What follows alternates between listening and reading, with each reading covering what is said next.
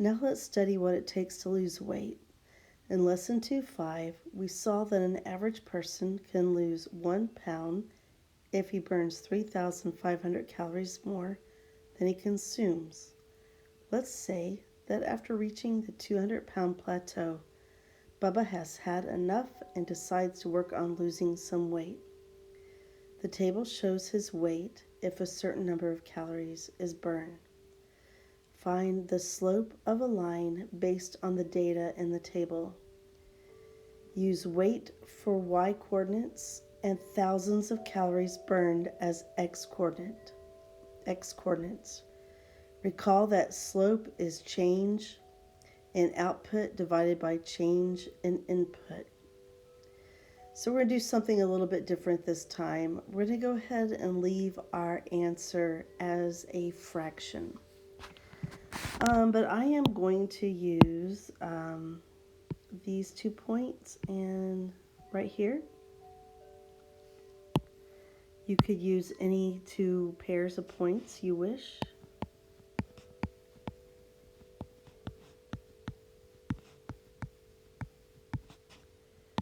All right, so I have 196 minus 200 divided by 14 minus 0.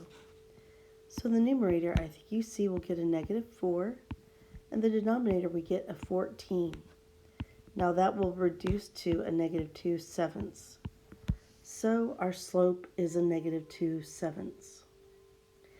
And on number 9, they ask us to write a linear equation that describes Bubba's weight y in terms of thousands of calories burned x.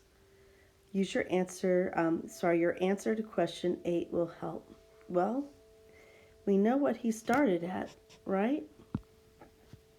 He's starting at 200 pounds, and he's losing 2/7 of a pound per calories, thousands of calories burned. Also feel free for my y equals mx plus b fans. Y equals -2/7 x plus 200. I will use this form for the rest of our work. All right, number 10 says, restate your answer to question 9 in the form of a statement like this. Well, we know what to do with those now. If x represents,